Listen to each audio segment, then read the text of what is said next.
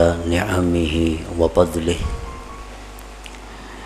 الذي أمرنا بالرضا على قضائه واختياره أشهد أن لا إله إلا الله وحده لا شريك له في ألوهيته وربوبيته وأشهد أن سيدنا محمدا عبده ورسوله خير خلقه صلى الله وسلم على سيدنا ومولانا محمد نور عرشه وعلى آله وأصحابه وذريته وأتباعه أما بعد.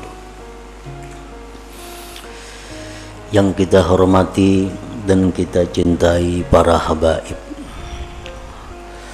para alim ulama, muhibbin, hadirin hadirat rahimakumullah.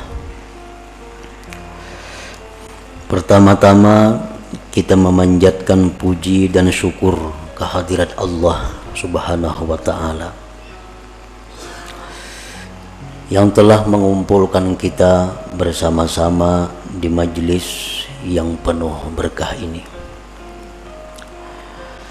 Dan semoga Allah selalu mengumpulkan kita di dalam tempat-tempat kebaikan dan takwa. Kemudian kita juga mengucapkan, menghaturkan puji dan syukur kehadiran Allah Subhanahu wa ta'ala yang mana sampai saat ini kita masih digolongkan dalam golongan orang-orang yang menuntut ilmu, dan kita mohon doa kepada Allah agar sampai akhir hayat kita dimasukkan dalam golongan orang-orang yang menuntut ilmu.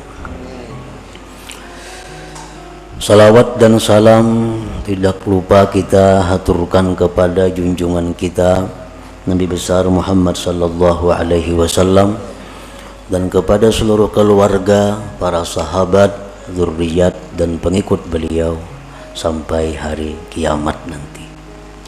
Para muhibbin rahimakumullah. Al-hikmatu tasi'ata asyrata minal hikamil ataiyah. Qala al-Imam Ahmad ibn Athaillah As-Sakandari rahimahullah wa nafa'ana bi ulumi. Hikmah yang ke-19 dari Al-Hikam, berkata Al-Imam Ahmad bin Athaillah As-Sakandari rahimahullah, la tatlub minhu ayyukhrijaka min halatin liyasta'milaka fima siwaha palau aradaka lasta'malaka min ghairi ikhraj. Yang artinya, janganlah engkau meminta daripada Allah bahwa Dia mengeluarkan engkau dari satu keadaan agar Allah pekerjakan engkau pada keadaan yang lain. Jikalau Allah menghendaki engkau, niscaya Dia pekerjakan engkau tanpa melalui menuntut dikeluarkan. Itulah kurang lebih artinya hikmah yang ke-19 ini. Adapun penjabarannya adalah idza kana al-mar'u ala halatin la tuwafiqu gharadahu la yanbaghi lahu ay yuridal khuruja minha binafsihi bi ayyatluba minhu subhanahu ay yukhrijaha minha lianna hadha min at-takhir 'ala Allah subhanahu wa ta'ala bal yanbaghi lahu husnul adab ma'ahu wa itharu muradihi ala ikhtiyarihi. Apabila adalah seorang hamba atas satu keadaan yang mana keadaan itu tidak sesuai dengan yang dimaksudnya. Apabila kita berada pada satu keadaan yang kada sesuai dengan keinginan kita, maka tidaklah patut, tidaklah layak bahwa menghendaki seorang hamba tadi keluar dari keadaan itu dengan dirinya sendiri, dengan bahwa dia menuntut dari Allah bahwa Allah mengeluarkannya dari keadaan itu, karena ini merupakan dikti atas Allah Subhanahu wa ta'ala.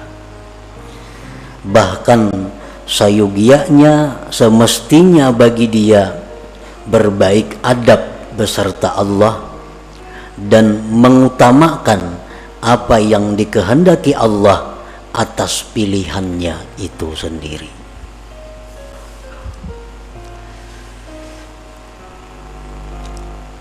Illa idza kanat haluhu, kecuali apabila keadaannya itu ghaira mardiyyin lillah subhanah, kecuali bila keadaannya itu tidak diridhai oleh Allah.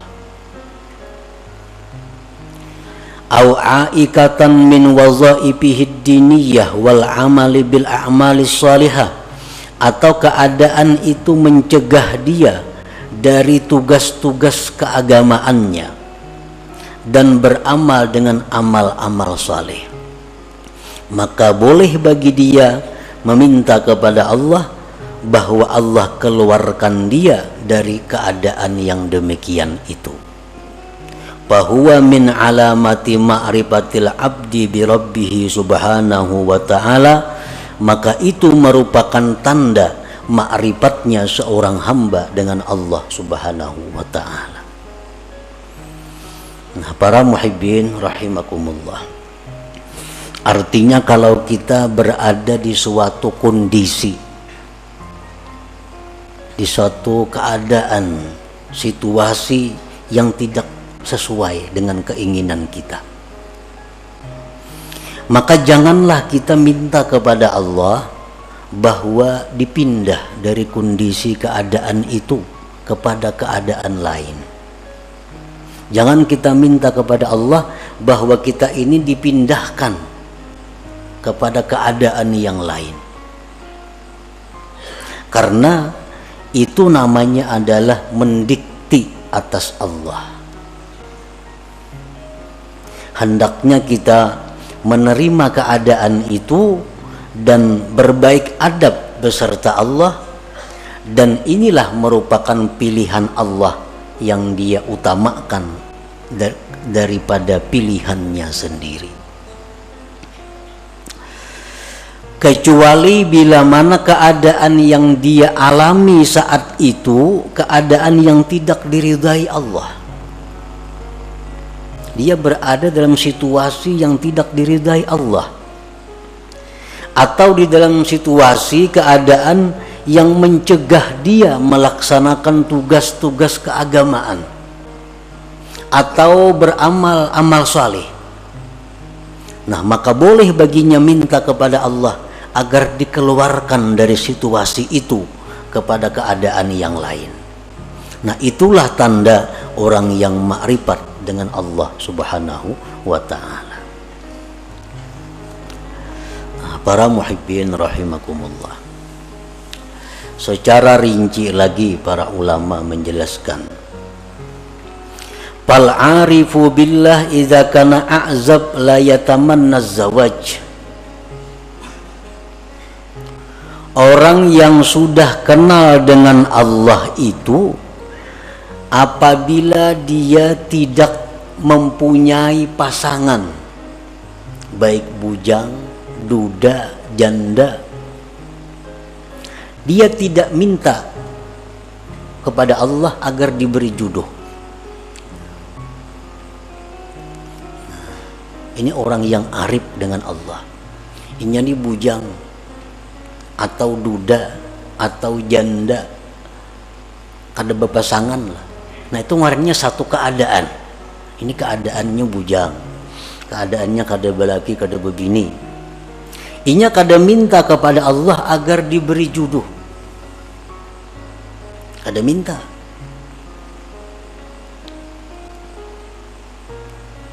Bahkan dia kelola itu keadaan dengan adab yang baik beserta Allah Subhanahu wa ta'ala. Artinya dia terima keadaan itu dengan baik dan dia menganggap inilah sudah pilihan Allah untuk diriku.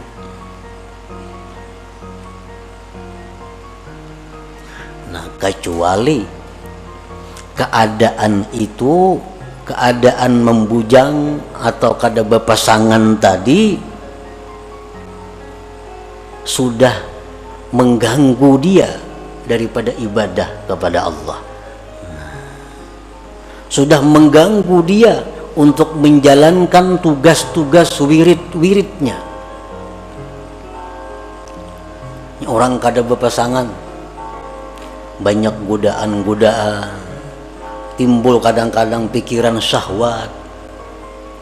Nah, dan keadaan itu terus mendesak sehingga membuat dia gelisah, membuat dia sembahyang kada khusyuk lagi, membuat wirid-wiridnya terlantar karena menahan godaan-godaan ini. Nah, kalau sudah demikian halnya, dia boleh minta kepada Allah agar diberi pasangan hidupnya. Nah, selama ibadahnya teratur baik, selama dia bisa menjaga diri dari hal-hal yang diharamkan, dia tidak akan minta jodoh kepada Allah, karena itu menganggap sudah pilihan Allah yang terbaik bagi dirinya. Nah, itu contoh orang bujang atau duda janda nang ma'rifat kepada Allah Subhanahu wa ta'ala. Jadi kada minta jodoh lawan Tuhan, apalagi mencari jodohan manusia ke situ kamari. Lawan Tuhan aja kada minta jodohnya.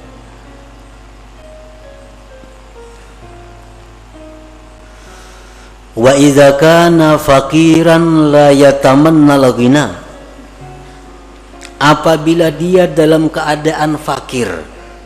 Nah, ini orang yang arif dengan Allah. Dia fakir. Dia kada akan minta kepada Allah kekayaan. Dia terima kefakiran itu dengan ridha. Dan dia anggap inilah pilihan Allah untukku yang terbaik, aku menjadi orang fakir.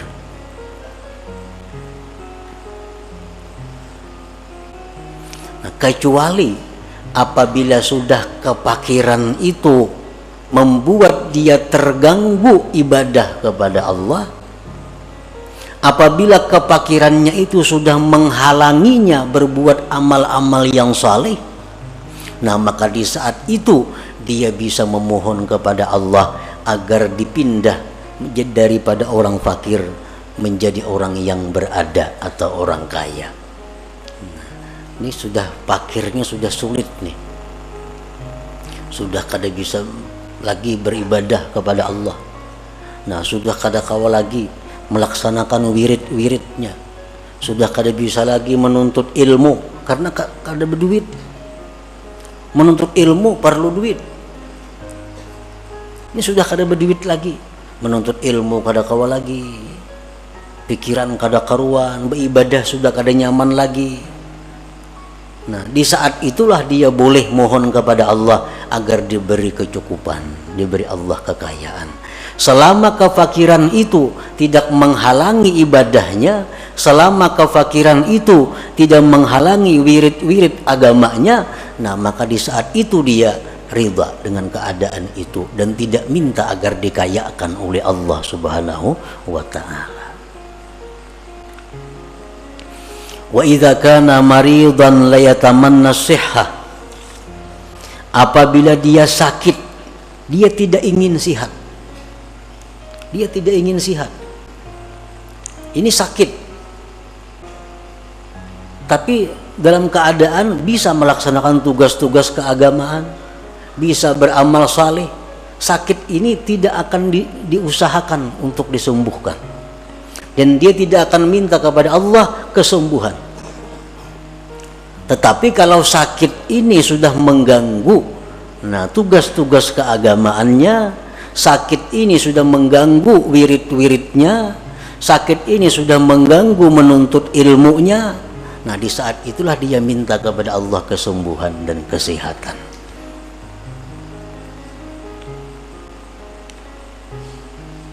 Nah demikian antara lain contoh-contohnya. Kalau kita dalam keadaan dan keadaan itu tidak kita senangi, keadaan itu tidak kita ingini, maka diamlah kita pada keadaan itu, ridhalah pada keadaan itu, jangan minta keadaan lain kepada Allah. Kalau kita masih bisa beribadah kepada Allah, kalau kita masih bisa melaksanakan tugas-tugas keagamaan kita, nah, itulah tandanya orang yang ma'rifat dengan Allah Subhanahu wa ta'ala.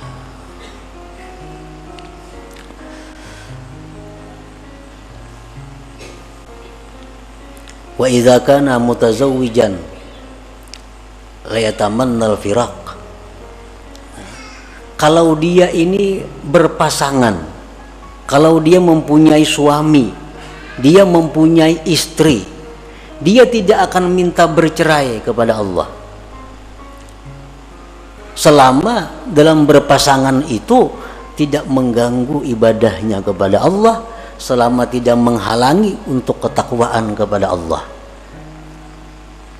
Ini beisi bini nang sulit diurus. Ada kadang-kadang manusia diuji Tuhan dengan itu. Ada si bini-bini beisi laki nang susah, nang sulit diurus. Nah ini satu keadaan. Selama keadaan itu tidak mengganggu ibadahnya kepada Allah, selama keadaannya itu tidak mengganggu tugas-tugas keagamaannya, dia tidak akan minta berpisah, dia tidak akan minta bercerai karena ridha dengan keadaan itu. Nah tetapi kalau keadaan seperti ini sudah membuat seorang istri menjadi durhaka, kalau keadaan ini sudah membuat seorang istri jadi berdosa, nah maka seorang istri ini boleh minta kepada Allah agar dicarikan jalan keluar untuk bercerai dengan suami itu. Nah demikian pula suami, kalau sudah keadaan istri demikian membuat suami ini maksiat kepada Allah, membuat suami ini kada bisa lagi beribadah karena bini macam-macam. Nah di saat itulah suami minta kepada Allah diberi jalan keluar agar bisa bercerai dengan pasangan ini.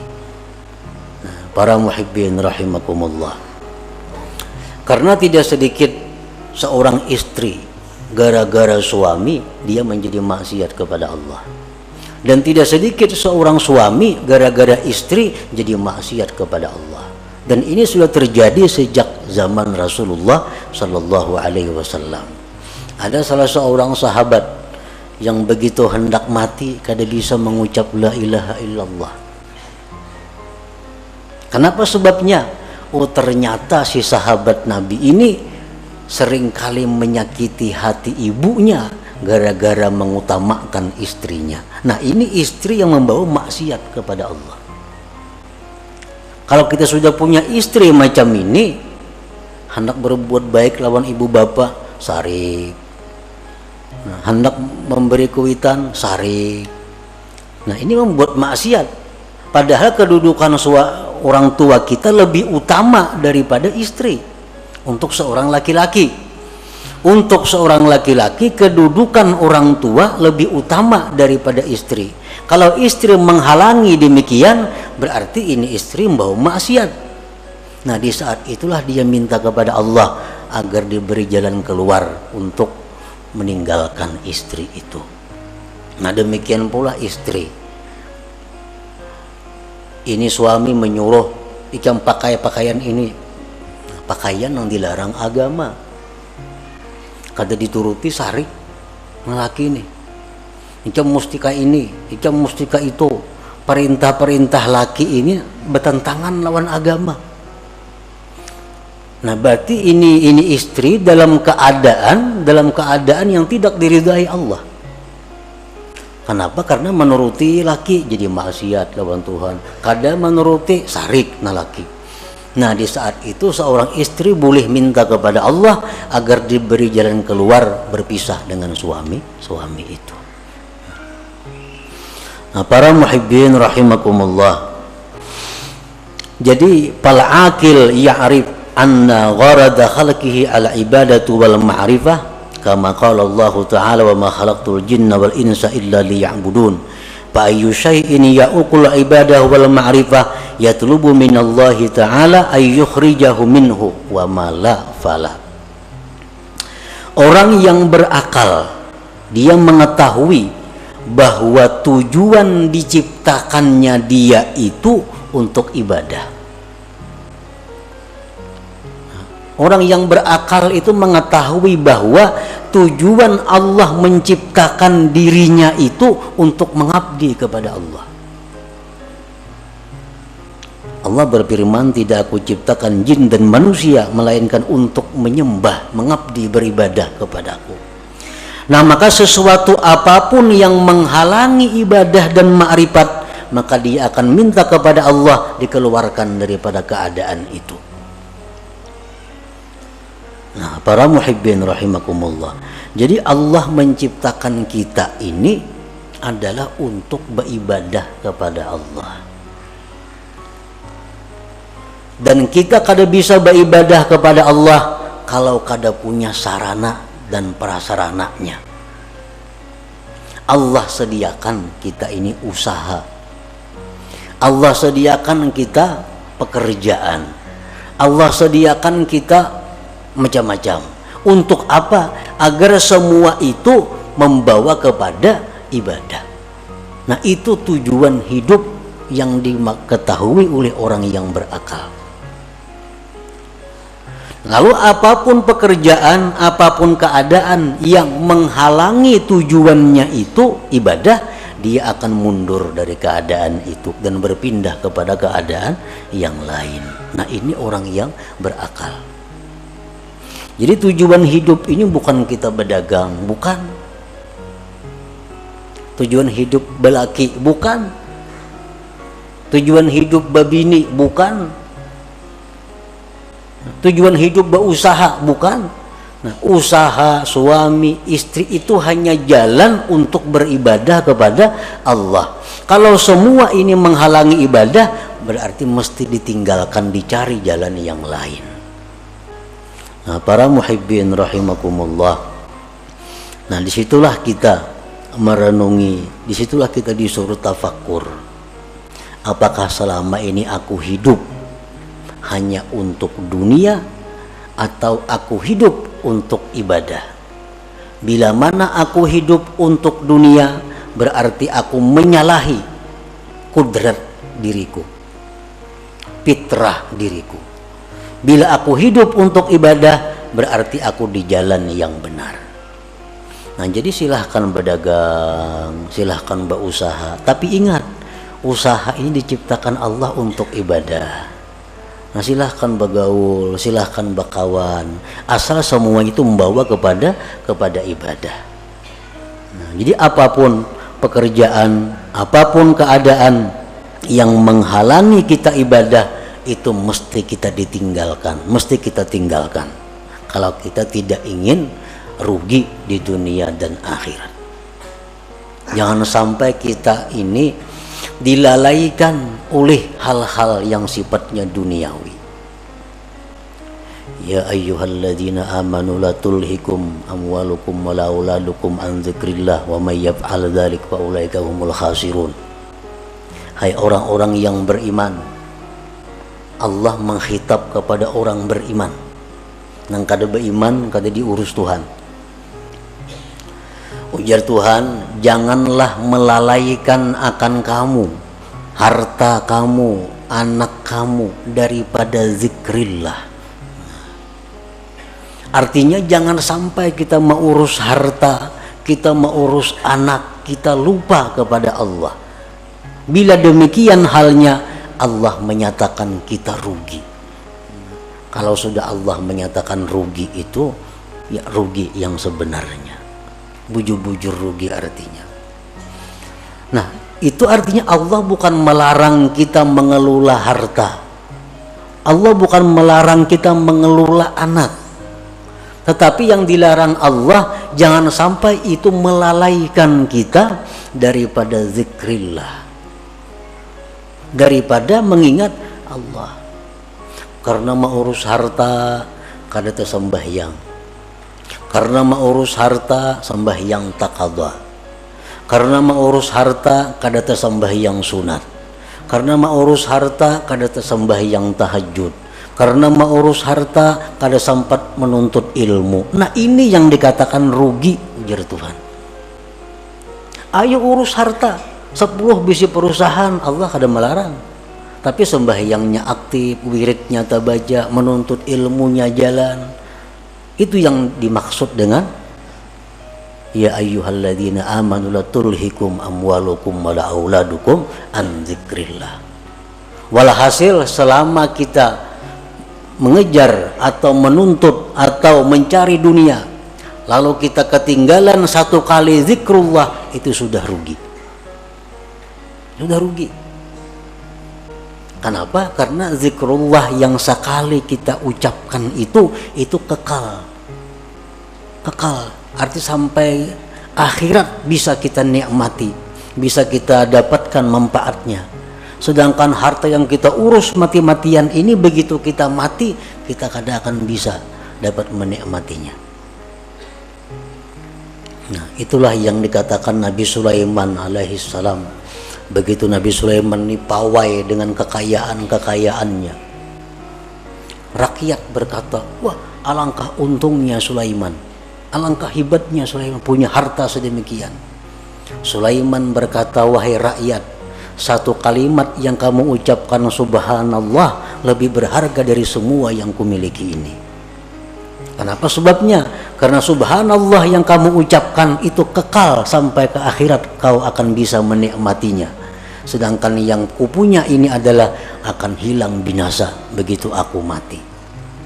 Nah, jadi artinya berapapun besarnya keuntungan yang kita dapatkan daripada mengejar dunia, tapi kita ketinggalan satu perbuatan taat, itu sudah dikatakan Allah khasirun, rugi. Karena apa? Karena tujuan manusia dicipta untuk taat, bukan untuk mengejar atau mengumpulkan hal-hal yang sifatnya duniawi itu. Nah, para muhibbin rahimakumullah, itulah sebagian dari apa yang dimaksud dalam hikmah yang ke-19 ini. Mudah-mudahan Allah Subhanahu wa taala memberikan taufik hidayah kepada kita sehingga kita bisa mampu mengamalkan apa-apa ilmu yang diberikan oleh Allah kepada kita. Ila hadratin Nabi sallallahu alaihi wasallam, al-Fatihah.